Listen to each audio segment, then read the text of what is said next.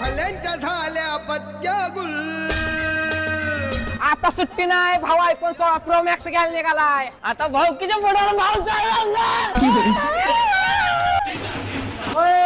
दुकानातली गर्दी कमी कर. दादा या कुठला मोबाईल देऊ? आपल्याला हलक्यात घेऊ नको. 100% हलकी होती म्हणून ती काढून टाकली.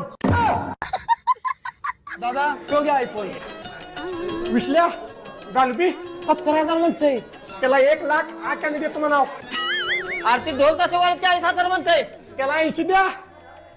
चला हो इथे विक्रमायच घर कुठं आहे का हो? तुम्हाला लाजा वाटतात का? मोबाईल नेले येताना ढोल घेऊन आलाय. हप्ता कोण भरायचं?